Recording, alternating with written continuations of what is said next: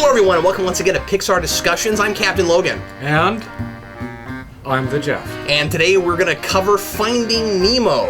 Today we're going to be reviewing it in 3D. Ooh. Whoa!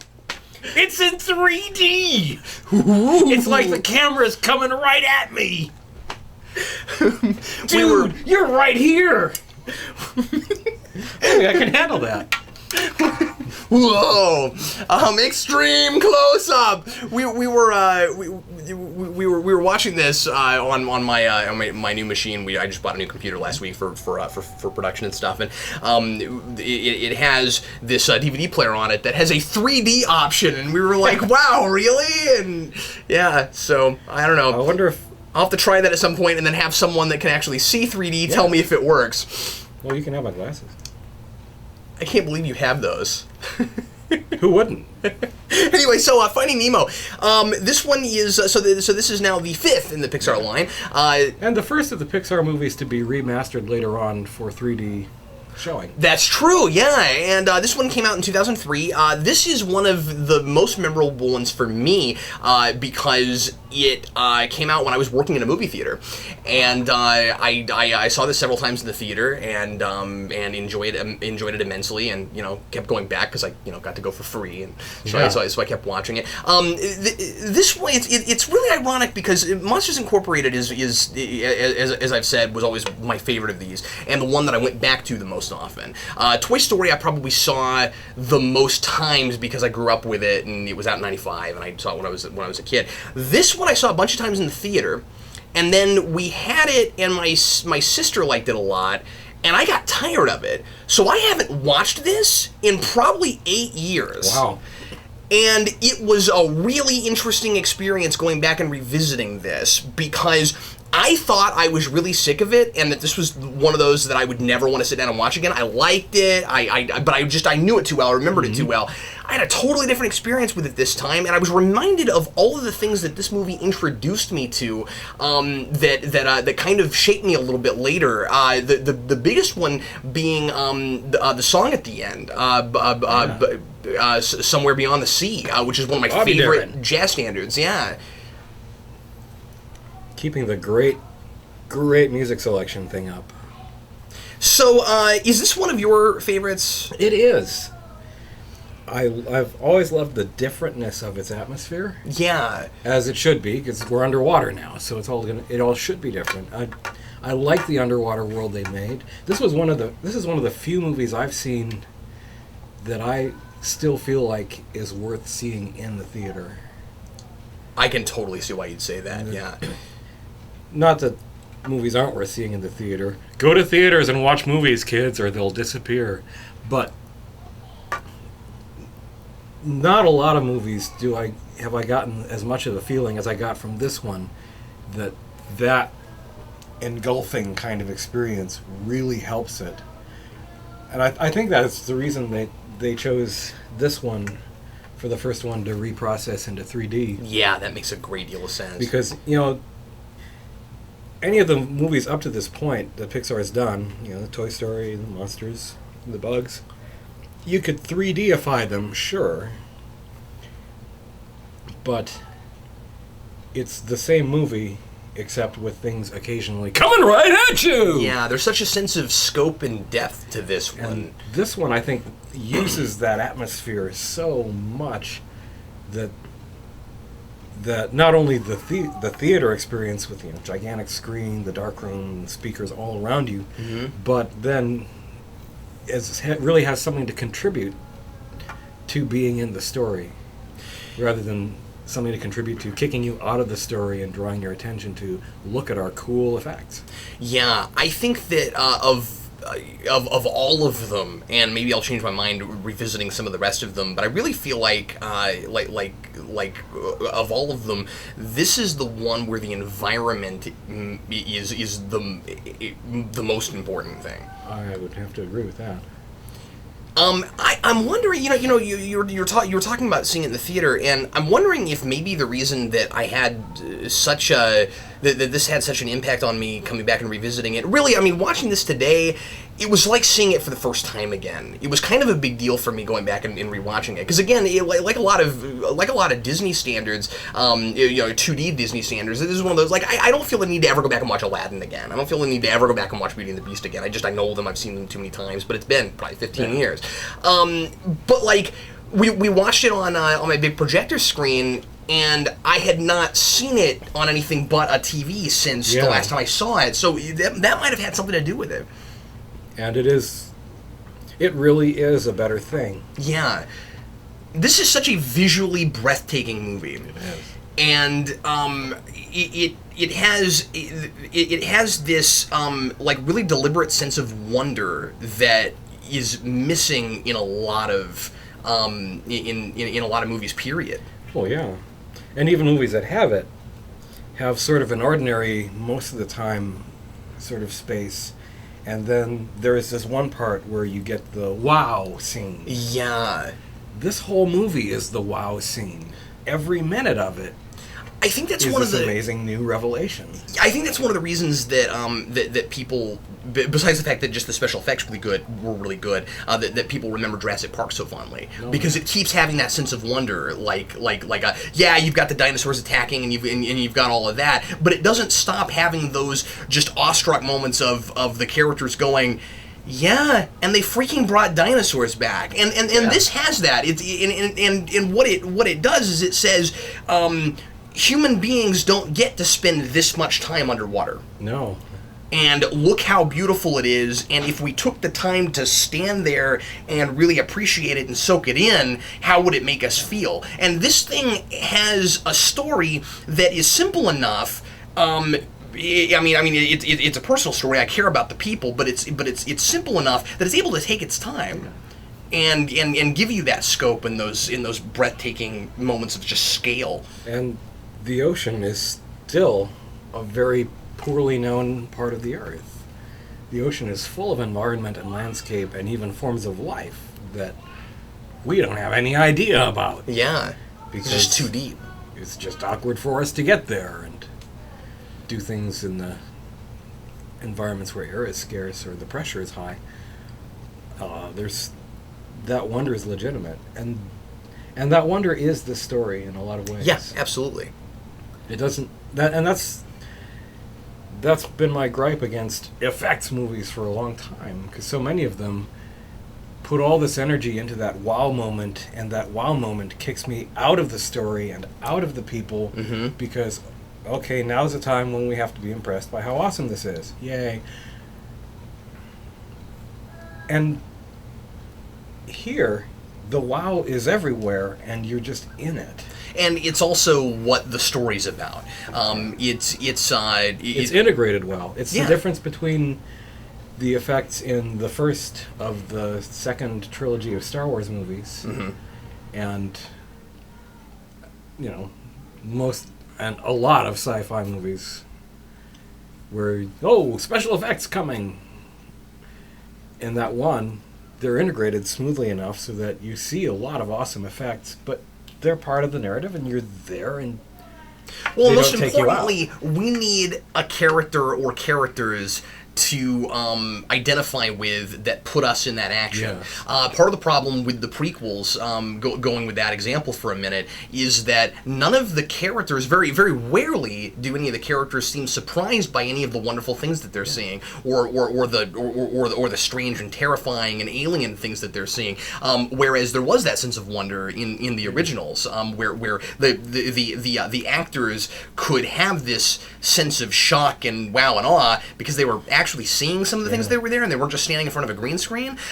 Here, you've got a story with Marlin's character arc where he's got to learn about living life for the sake of living life, and that makes all of the visual stuff fit into the story because it is about that. And I think I just identify with that immediately because it's just it's a message and an idea that I subscribe to and I appreciate, the idea of quality over quantity of life. It's not as important how many years you live as it is what you do with it and what you get to experience. And so a guy who's terrified of adventure because his wife got killed. He had one he didn't want. no one would want. Yeah. And now he's afraid to leave his house, and he's afraid to let his kid leave his house. And I think that's a poignant thing. That's got to be poignant for everybody. Yeah. Another thing Pixar does very well in its funniest movies. Exactly. You're right, because this is hilarious. Genuine poignancy. But it's but it also cuts to the core of the human experience right there at the beginning. I think that this right out the gate, and I don't know if they were thinking about it like this, but it seems like right out the gate with that opening scene, this is an attempt, and it's a winning attempt. They managed it at solving some of the problems they had with Bug's life. Yeah. Because one of the things I complained about with Bug's life was exactly that there is sometimes a little bit of a sense of danger, but they keep reeling it back too much, and it just seems a little flaky, so that when you get to the end and finally the bad guy gets killed by, a nature thing, we're like taken out, and it's like, whoa, I didn't think you guys would ever go that far. This opens with that. This is immediately about how the natural world is terrifying and dangerous, but they don't have to do it in an incredibly violent sort of way. And that was the point I was trying to make with Bug's life. I wasn't saying that it needed to be, we argued about that a little bit. I wasn't trying to say that it needed to be more violent. No, we didn't. I was trying to say that that we needed to appreciate the sense of danger. With Marlin in this, just over and over again, like example after example, these dangers keep coming, rapid fire, and that's what it's about. That is part of life. The film claims its experiential space with that opening sequence. It says, here are the stakes. It also gives us something that can help us be with Marlin's fraughtness and angst at the same time as we can identify with absolutely everybody else in the story who keeps telling him, dude, you have got to relax. Yeah. It's also for me a movie about being where you are. It's kind of a Zen thing. And Dory is a very Zen character. She is all moment. She has no past. She has no future. She has no thought, almost. She is doing whatever she is doing right then, and nothing else. And sometimes it takes that kind of extreme personality to even out somebody, because you that's have the foil for Marlin. Because you have Marlin too far on the other side, and by all the about end, his past she helps and to bring him scary in the future. to more of a centered place. And they're not always completely subtle about it. No, certainly. We're cheating death. We're having fun, but it's an interesting. That's why those two make such a good comedy pair, and they do. That plus a couple of good running gags like Fabio, Harpo, Ringo. That's funny. I've always had a love-hate relationship with Dory because I find her absolutely irritating, but I'm supposed to. And I think other people, I think you probably like her better than I do. And I will admit to having a kind of weird reaction when I found out that they were going to make Finding Dory, because I'm like, I don't know if I want to have to deal with a whole movie of her. Although I was thinking about that, and I was like, well, this is called Finding Nemo, and I mean, he is a protagonist, but your central protagonist is Marlin, so it's probably going to be about somebody going to find her more than it's going to be about her. So, I don't know, maybe that'll work. I don't know, but like, that is a character that had to have been really hard to not make just absolutely nauseating. Yeah. Because, I mean, really, how do you... And she has her own character arc. Yeah. And how do you do that... That's an accomplishment for... With a character who can't remember stuff. Yeah. That itself is amazing. Dory in this has... The thing that breaks it for her is... Breaks it for me, for her, through the kind of frustratingness of herself, is that she keeps realizing how frustrating it must be to be with her. Yeah, that's true. She empathizes with how annoying being around her must be, without realizing Oh, there's... Well, isn't it kind of interesting, and I thought about this while watching this today, and I'd never thought of this before, that she and Nemo have a very interesting thing in common, and that is that they both have a major handicap. Yeah. And it is somewhat a movie about people with handicaps having to go their own way, be independent, figure out how to live with those things without someone constantly propping them up and without having to rely on everyone all the time. Obviously, both of them rely on people because you have to, but they also have to learn to go their own way. And Marlin's big thing is not just in learning how to appreciate life despite danger, but is also going along with that, figuring out how to allow his kid to live and to struggle and to have those difficulties that you're going to have. These sorts of movies, it's bold to tackle physical handicap in a movie like this, and it does it in a subtle way. But had you ever thought about it like that? I mean, it's handling handicaps because both Nemo and Gil in a very the Angelfish, tasteful way. Both in Gil the Angelfish. Yeah, absolutely. And that's like watching an older person. I may be reaching too far when I say this, but that's almost like watching an older person who like lost a limb in a war or something, helping out like a younger person who has a similar problem. Who's like, I've lived with this for 40 years. I drive stick shift with one arm. I used to know a guy who drove stick shift with one arm and played the trumpet. He was remarkable, and I was thinking about that guy watching this. It's that kind of thing, and of course, the angelfish. You need that character. You need him to come out and tell everybody, stand back, he can do it on his own. But he's not going to learn anything unless you let him struggle and have those difficulties. And he becomes a stronger character for it. And Gil is the only character who can say that. Exactly. And because he really can say that. It has to come from a place. Yeah. No, the tank crew becomes that ensemble thing. I think all these movies, or at least most of them, seem to have that sort of the gang, the funny gang. They like those a lot. And then they do it well, so that's all right. But you have the slightly intimidating leader, Willem Dafoe. Dafoe. And you got the airhead, Flo. You got the oddball Bubbles, you got the bloatfish, you got...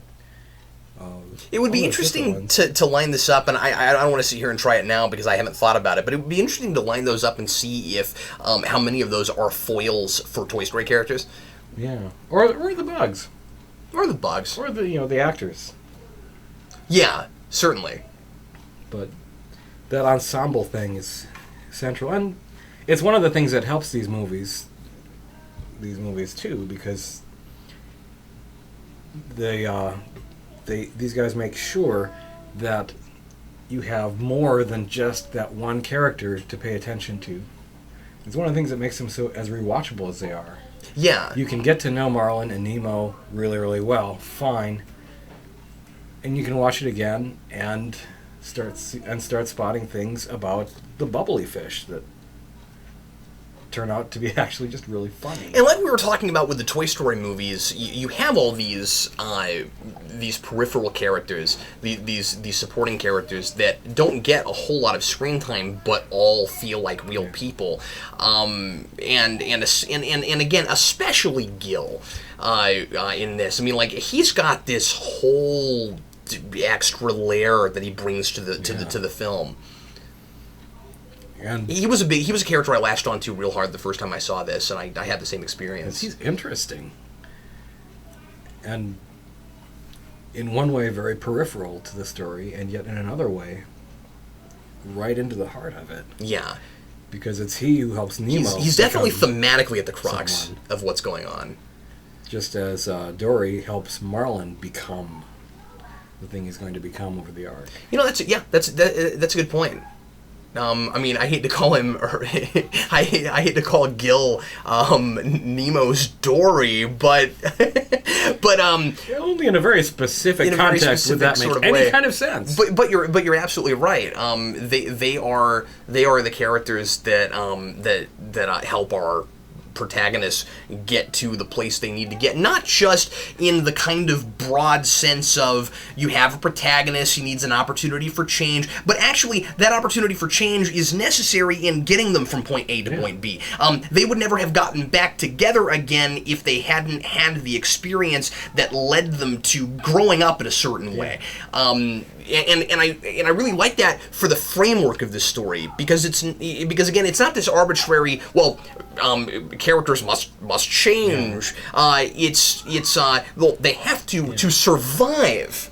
And they change in the ways they change because of who they are and what they're doing and what happens to them. Yeah, exactly. Rather than changing because, or feeling as though they're changing because, well, someone's writing a story here and it's making an academic exercise. In fact, it's great with Marlin because, and you don't get this all the time, for him, it's not a matter of he's lived his whole life one way and now he's got to learn this new way of doing it. It's more about finding who he used to be. It is. Because he was more fun and adventurous before his wife got killed, right? That's another beautiful thing they do with that opening sequence.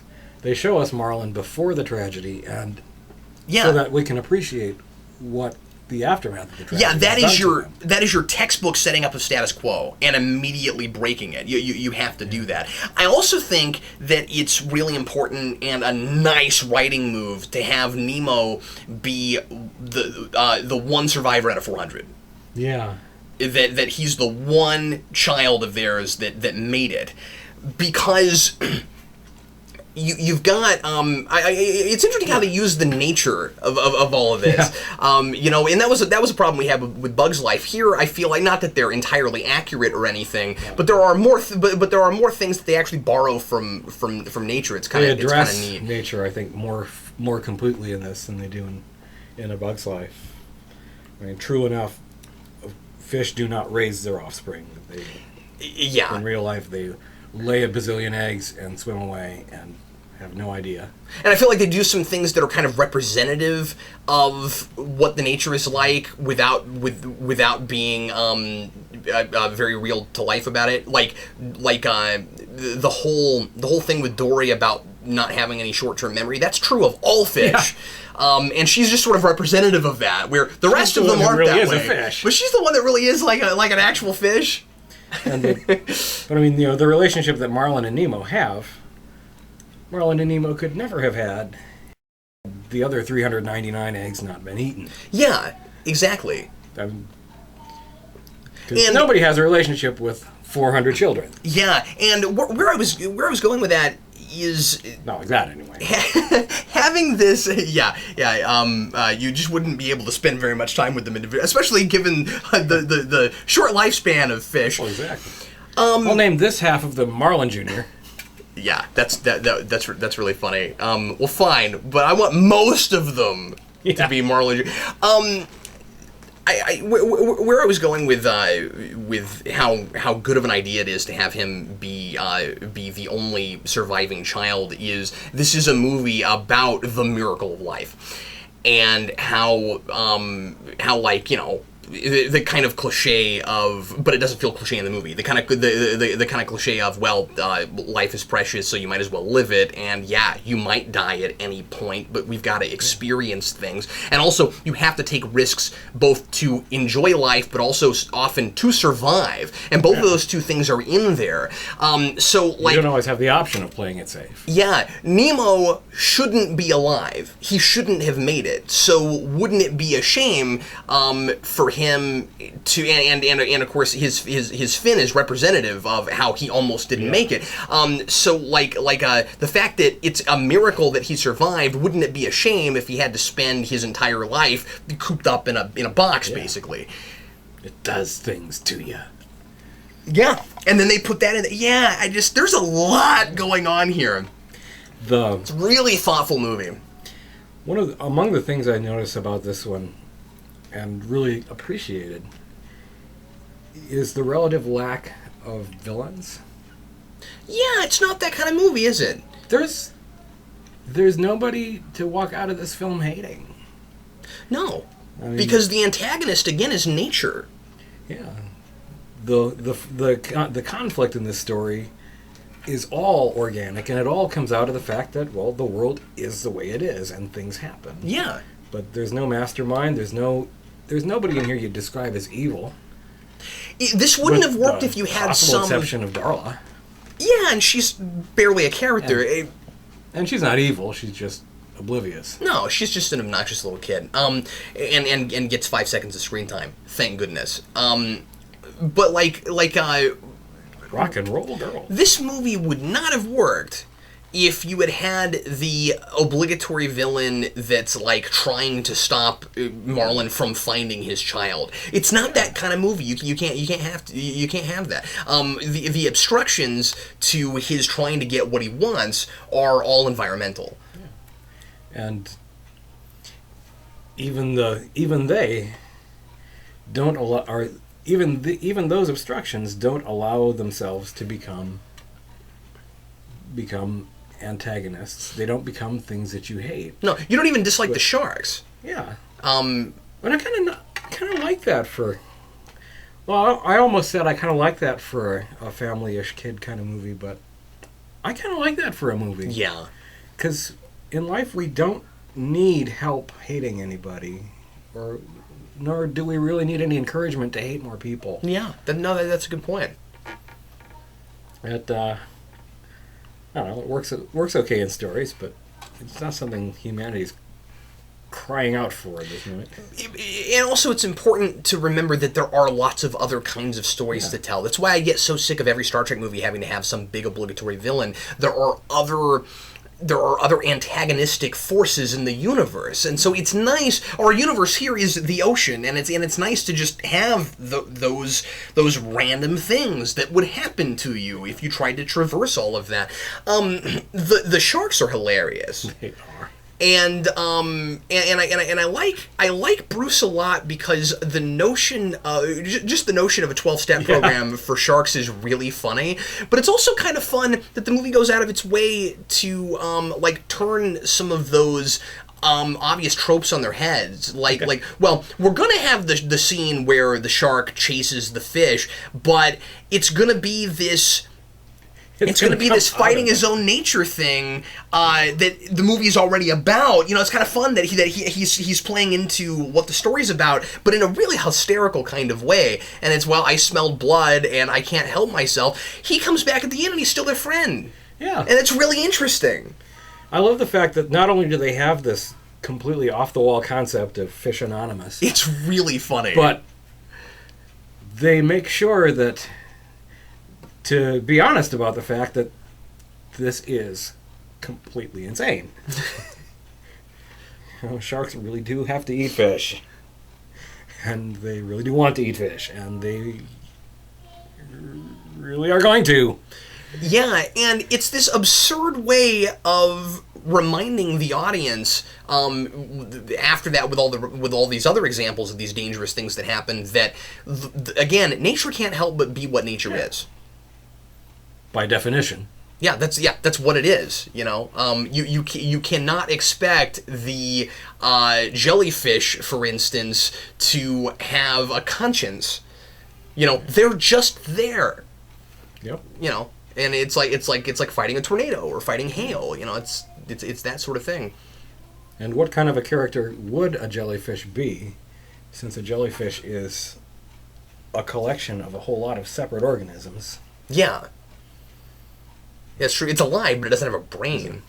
Complexity about jellyfish that, fortunately, this story did not have to deal with, because that's a whole other ballgame. But and then there's the turtles, and I like that there is an inherent pun in what the turtles are doing with the current, because they have this whole surfer mentality, and I always wondered if they weren't thinking Ninja Turtles when they did that, just on the principle of the thing.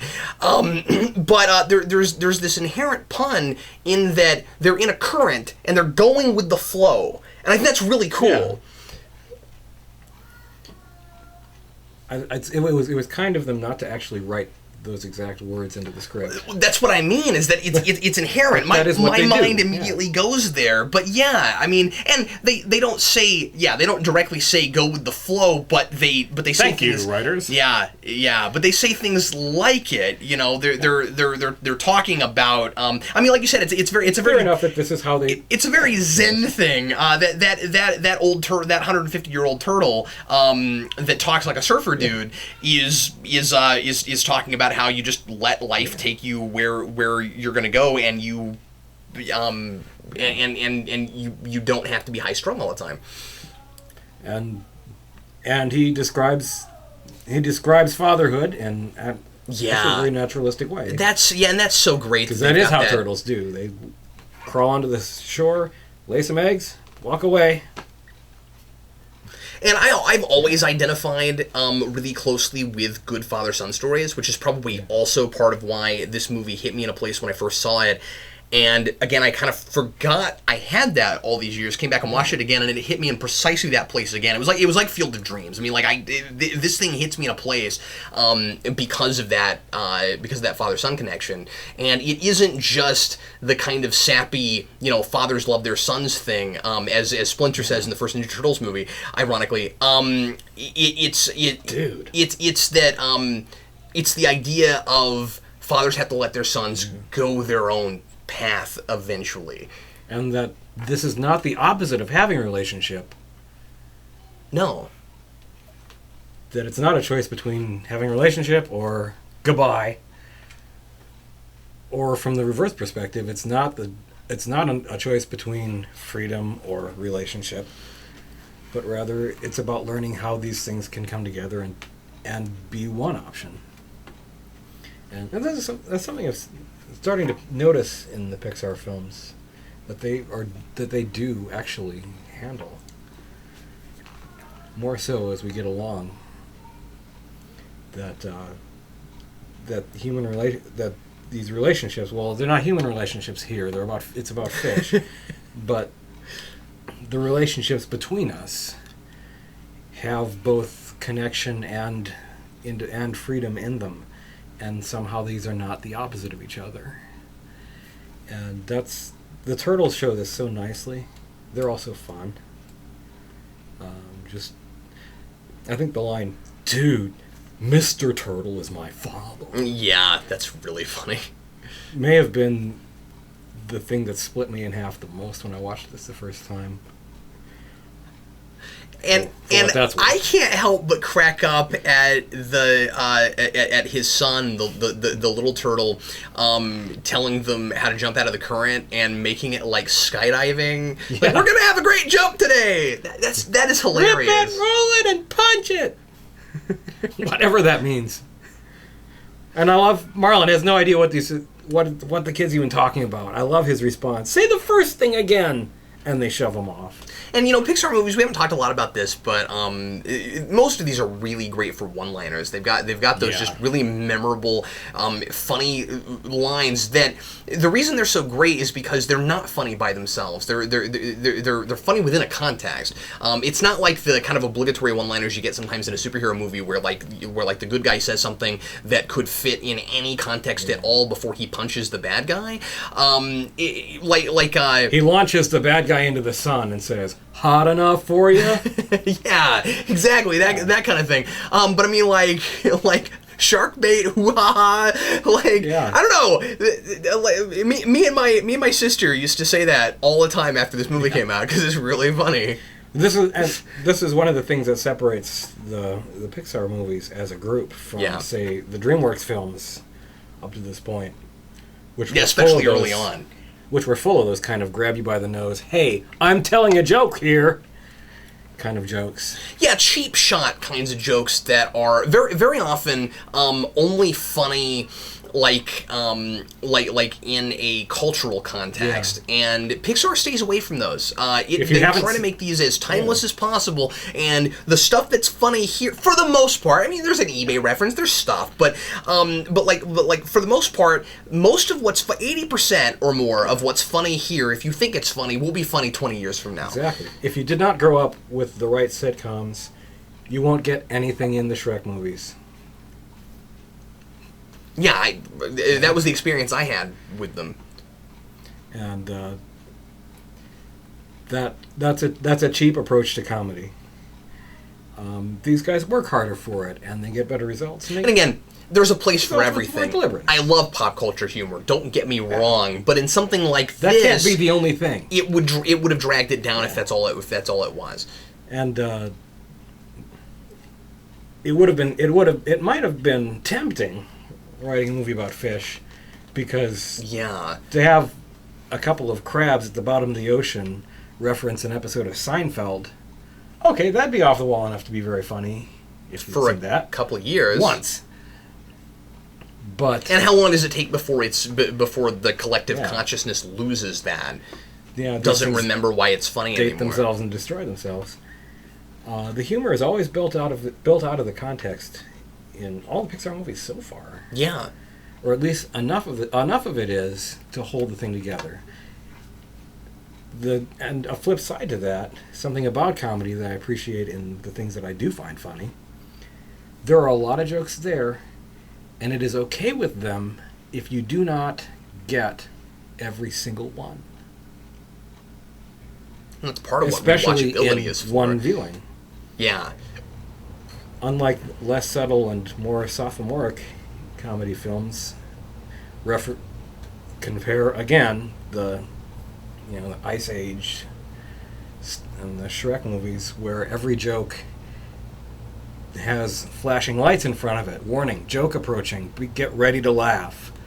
Then the joke, then afterwards, that was the joke, kids. Remember, you're supposed to laugh now. And I think of the Pixar movies, rarely does it get better integrated than this one. And again, I might not have said that yesterday, but I had a really profound experience going back and rewatching this. And I mean, the humor never gets in the way of, again, that awe and wonder that you're experiencing. And it lets you come away feeling like life is funny, or could be funny, if you had approached it with more of a Dory attitude and less of a Marlin attitude. And funny, and the clownfish is one of those threads. Yeah. And it's one of those... And it pays off in a really interesting way at the end. One of those microcosm examples of Marlin's arc. About this joke that he completely fails at telling again and again until after he's been through this experience. Yeah, and I had never asked myself this question before, but why does he have such a hard time getting through the joke? It's because he's afraid of taking risks. Yeah. He's afraid that people won't find it funny. And he's afraid that he won't remember it, or he's afraid that he can't get through it. The important thing is his fear permeates every part of his being. It's not just a fear of the physical unknown. It's a fear of the future. It's a fear of the unexpected. And it's a getting hung up on details that don't matter. Yeah, and isn't it great that we get not just a microcosm, but that we get to see that as a psychological thing, and not just as a physical, guttural kind of thing. Yeah. It's neat that that's a psychological barrier. It is. The bonus features with the disc, among other things, have a whole bunch of alternate punchlines to Marlin's joke that they consider. Oh, really? That's funny. Which is fun. Another fun thing in the bonus features that I bet they didn't put in the Blu-ray was a whole gallery of different things Dory would mutter to herself in her sleep in that moment when they're hanging off the ship. Oh, I bet. Lights him up. Well, I imagine a great deal of some of that stuff was probably improvised. Probably. Most of those weird moments where she's just rattling and spitting things off. I mean, you get somebody like Ellen DeGeneres because she can do that. Exactly. That kind of improv comedy. She's somewhat known for that. So I would assume that when I'm thinking that probably wasn't scripted, that probably wasn't scripted. And if it was scripted by people who knew their actors well enough that they would know how to deliver it. Yeah. To make use of what they're very good at. When she says, because the thing is, and this is not a problem with the movie at all, but I suddenly thought of this. Some of that improvisation is where it borders on jokes that are funny in a human context that the fish would never have come up with on their own. Because she has that, one of the things she says when she's waking up is, I'm a natural blue. Yeah. That doesn't make any sense. Because the fish would have no way to fish aren't dyeing themselves blue. Yeah, exactly. Better in a bathing suit. Yeah, they fish in a bathing suit. That's funny. Yeah, they wouldn't have the ability to dye themselves. That's hilarious. One of the mutters they didn't use was yes, E equals MC squared, and you know that as well as I do. Yeah. Well, and then of course there's silly things like how would a fish ever learn to read at all, and amusing things like that. But it doesn't get in the way. But in a joke, everybody talks. Yeah, that's pretty funny, and a little bit of a nod to what they're doing. Yeah. So that's kind of fun. I wish this was the thing I latched onto the most straight out of the gate when I first saw this movie. I wish I had a teacher growing up like Mr. Ray. Heck yeah. He's hilarious. You know there actually was a Mr. Ray? Yeah, you've told me this before. Go ahead. He was an entertainer. He did shows for kids. And he had a couple albums out of songs teaching about science. And he had been doing this, and when this movie came out, he and his lawyers and Disney's lawyers had a little talk about the singing science teacher character in this movie. Especially because if they did, one of the things that worried him is that if they were to run merchandising-wise with Mr. Ray, the Ray, that would wipe this guy out totally. Okay, yeah. I mean, he couldn't perform under that name anymore or do the thing he was doing anymore without everyone assuming that he had ripped off this movie. So, and that's the reason why when this came out, you never found, you found plenty of stuffed clownfish toys and Dory stuff and merchandising. Every other character in this movie got plenty of merchandise, but there was none done for the Ray, because that was the deal they struck. And that was my favorite character. I actually went to the Disney store asking, "Is there a Mr.?" And the lady I talked to was knowledgeable enough to know that. She actually told me about all that. She knew it. Yep. Which, if I was working at a Disney store, I think I would want to know. Yeah, I couldn't believe people would be asking. I couldn't believe she knew that. Yeah. Yeah, she probably got asked that 12 times a day. Probably so, because Mr. Ray's hilarious. I mean, I can't be the only person who noticed that character. And, it's a pity in a way that worked out that way, because I would have bought a Mr. Ray. Yeah. I would have shelled out stupidly too much money for a giant Mr. Ray. Mr. Ray about this big. Well, and also, if or an album of his songs. Exactly, See, yeah. Ray is cool. See, yeah. You'd have a singing Mr. Ray, and you could do storybooks with Mr. Ray. Like they could have done a whole line of educational books about the ocean. I think they kind of wanted to. Yeah. And that didn't work out. But it's also totally fair. Yeah. That guy didn't want that. And I'm glad that, because if he had pushed that, there could have been he could have sunk this movie entirely legally. Yeah. If he had wanted to fight it. So it was, Although if they had actually made him Mr. A, then he could have have struck a deal with Disney and then moved on with it himself, but with their backing, and then he probably would have been way richer than he is now. yeah, well, Disney in those days was not to be trusted. That yeah.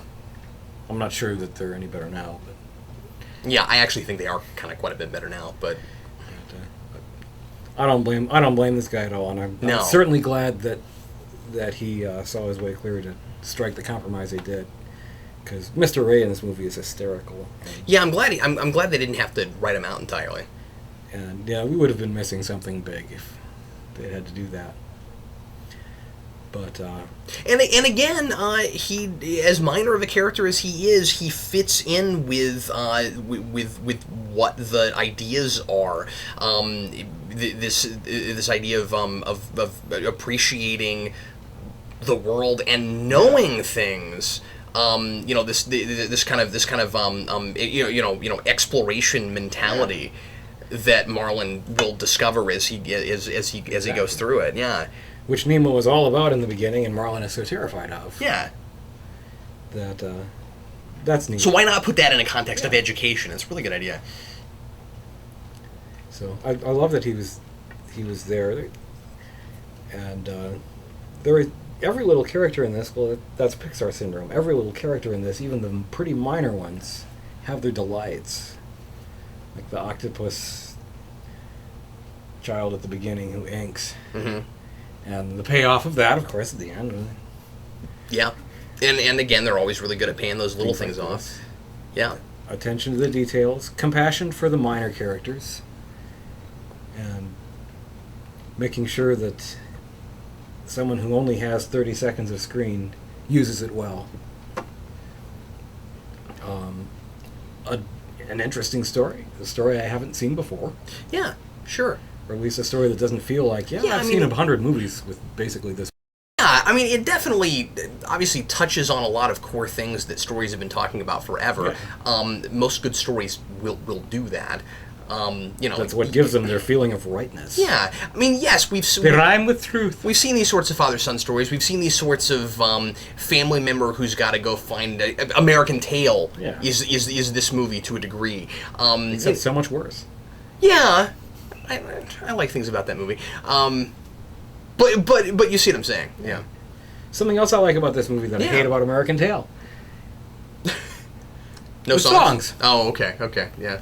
The fish, there are songs in it, Yeah, it's true. but they're not songs. Well, yeah, but Pixar has never been a musical thing. They're organic to the characters. They're organic in the action. They don't stop everything. They don't launch you off into a kind of parallel universe where now we're doing the production number Yeah. that you then have to drop back into the story from. And But again, it's not a musical. they allow it not to be a musical. Whereas that song from American Tail still makes my head hurt. As to the character designs, and that is something I actually did want to talk about in this movie. Yeah, go ahead.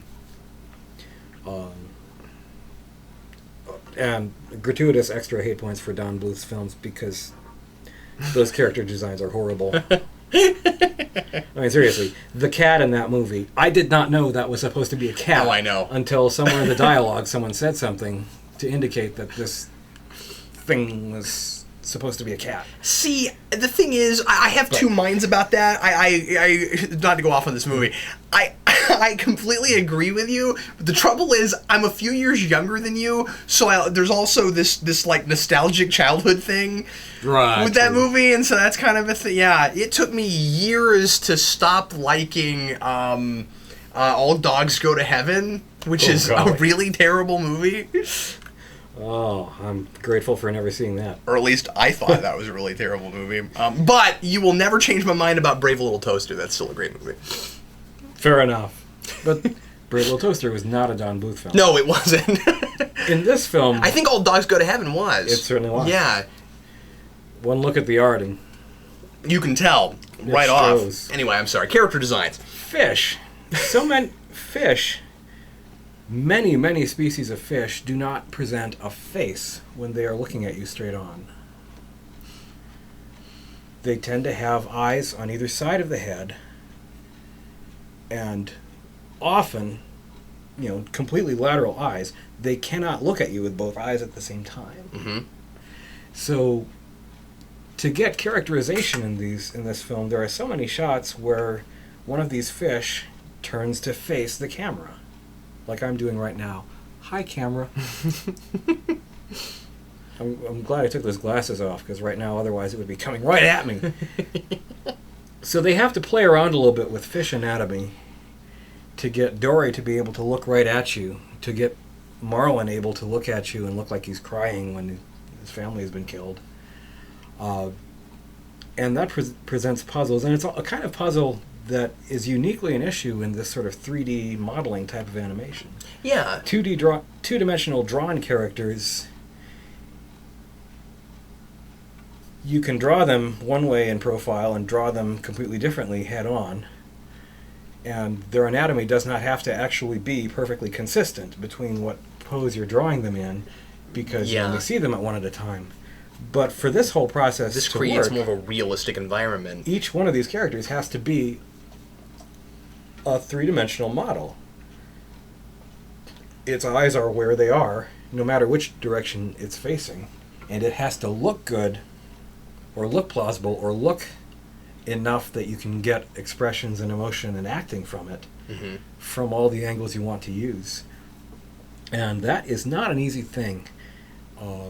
And the compromises they have to make with fish anatomy, I think Dory's the most... Well, Dory and the angelfish are the ones that jump out to me the most this way. Yeah, because they're flat. Because those are very flat sorts of fish.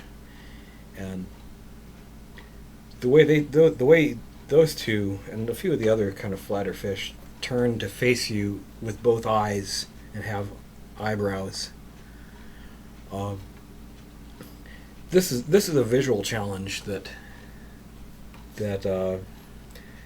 one may not ever really appreciate until one attempts to draw a character.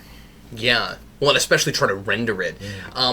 And then they even make a joke about that with the silver dollarfish, who's got two eyes on one side, and then he's like, where'd they go? And I think that they probably thought of that, I would imagine, doing that. Like, that was probably partly an in-joke for them. Because their whole characterization world here, and it's not as extreme as giving ants only 4 legs. No, I think it's a compromise you have to make this work. And I think their choice in this instance is better, more defensible. Because how would you get a good exchange between two fish who have to constantly be in side profile? I don't think that would work very well. Yeah, it's hard to see how those... It certainly would feel unnatural to an audience, and when you're personifying characters anyway, when you're personifying animals anyway, giving them those kinds of... having that kind of creative license is okay. Yeah. I don't feel like you have to personify to the point of having fewer limbs than an animal has. There's just no reason they had to do it that way with the bugs. I don't think. I don't get that, but... Yeah. Still throwing some skepticism there.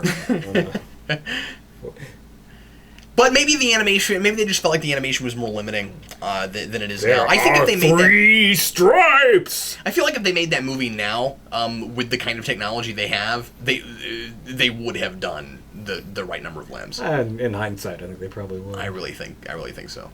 As much as they go for accuracy in some things, the times when they choose not to be accurate stick out. By the way, speaking of, I think that now again, this is the fifth film in the Pixar series. I think that at this point we are to that period where the animation looks as good as it looks now. Yeah, we're seeing like this is the glass ceiling, if there is such a thing. Not that they don't improve on certain things here and there and stuff, but I mean like there is, and I wasn't sure if there was until I went back and saw it. There is a pretty striking difference between the sophistication of the animation in Monsters Inc. versus Monsters University. Monsters University it just looks better. It's more complex. There's more going on screen. You can tell a difference. I think Who knows? But I imagine when we see Finding Dory, there's not going to be nearly as big of a difference between that movie and this one. You're right about that. There's certainly... That's the prediction I'm making. I can't wait to see that and find out.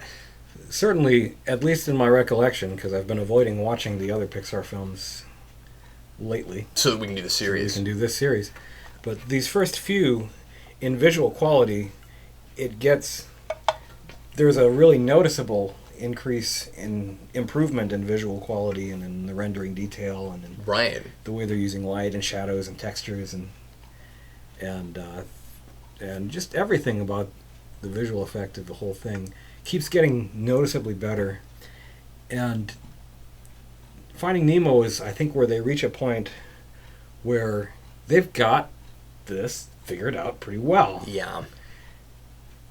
That better and better was only possible because going back, looking at, say, the first Toy Story, or some of the early shorts they did before that, there are still glaring issues to be solved yet. Which is interesting because this is also one of the more ambitious-looking movies. You know, the idea of we're going to tackle the ocean, and as you said earlier, they even have to extrapolate a little bit because they're going to places in the ocean that we don't necessarily go very often or at all, or in some cases that we cannot go. Yeah, and dealing with how light and water interact with each other, and well, what do things look like underwater? Because it's different.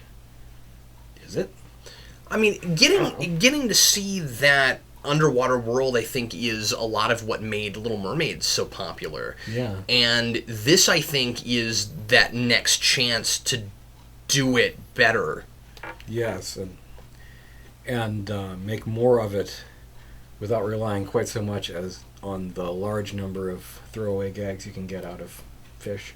But there's still even in Little Mermaid, there's still this kind of wonder about the sea that you get in that movie. I'm remembering particularly the shot toward the beginning of like the sunlight going through the water with the boat. I mean, like there is this because remember, from the perspective of the and I know that's a movie you like a lot. From the perspective of the characters underwater,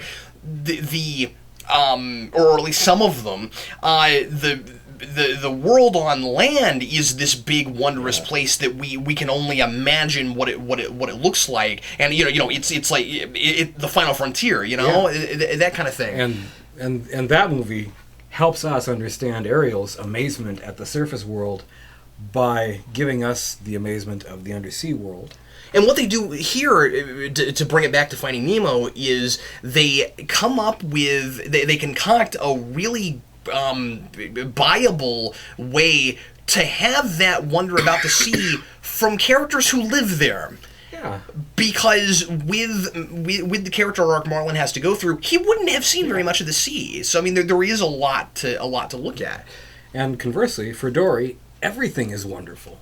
Yeah, because every 5 minutes she forgets everything. Everything is new, always. I think the sequence when they're inside the whale. Yeah. Sort of the core Dory and Marlin moment for me in this film. Dory doing loop-de-loops. Wow! Being amazed by the fact that she can do loop-de-loops. Hey, wow! And Marlin, we're probably gonna die. Oblivious to the fact we probably... Because she's already forgotten that she's inside a whale. Or right. Why they're inside a whale, or what they hoped to accomplish by allowing themselves to be swallowed by a whale. Marlin over here is ramming himself against the baleen, trying to get out so he can tell his son how old sea turtles are, fraught with fear and anxiety about the purpose-drivenness and with the urgency and all the... Ah! And here's Dory. Whee! And isn't it kind of fun that being totally oblivious like that, ultimately she's the one who saves them from that circumstance? Because if I'm not misinterpreting this, the way I always read that is that the whale really did know what she was saying and really was communicating to her. Hold on, if you get to the spout, I'm gonna spout you up and get you back. Like the whale didn't want to eat them. Yeah, the whale knew what was going on. Yeah. The whale understood her. It was trying to be helpful. It just spoke a different language. And she really could speak whale. She really could speak whale, and it's kind of hilarious that really is how you speak whale. Yes. That you just use English words, but you just make it take longer and bellow. Yeah, that's hilarious. Yeah. Two more points for Ellen DeGeneres.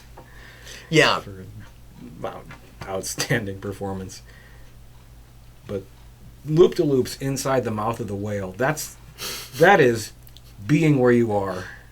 That is refusing to let life decide for you whether or not you are having fun.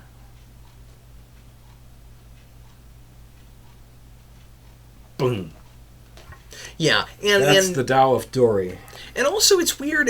Suddenly, we're completely dissecting this scene. But I'm thinking of things I didn't think of while I was watching it. Then you've got stuff like so Dory is completely oblivious, but then Marlin's fear and panic makes him also oblivious. Yeah. Like, he doesn't really know what's going on, and he thinks they're in more danger than they are. Right. Because there actually not only is a way out of this, but there is no malice. There's nothing trying to kill you right now. I mean, yeah, you're in a scary place because you could go down the throat, but whales don't eat them anyway. Yeah. So I just think that's really that's really interesting. Marlin afraid of what he should not need to be afraid of, and hung up on things that makes him not notice things that are right in front of him. Is blind, and Dory unaware of just about anything. Whereas that sea turtle in the same situation would have known precisely what was going on, because he wouldn't have been afraid of it.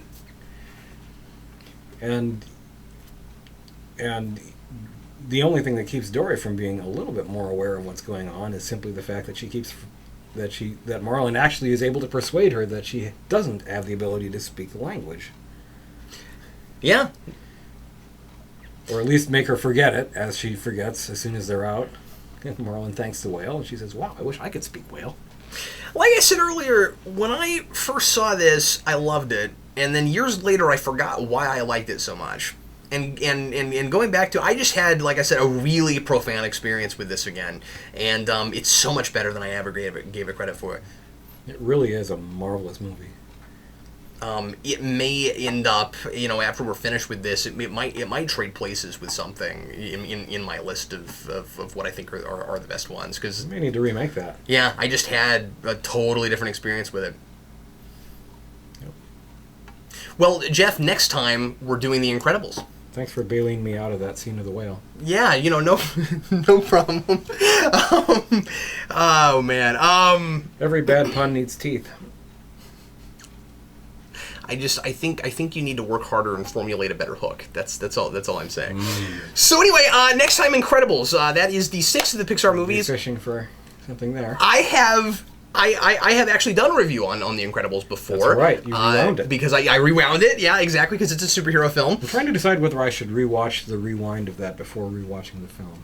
Yeah. I don't know. I don't think I'm gonna do that. I think I'm gonna. I think I'm going to try to come at it like I haven't seen it in a long time.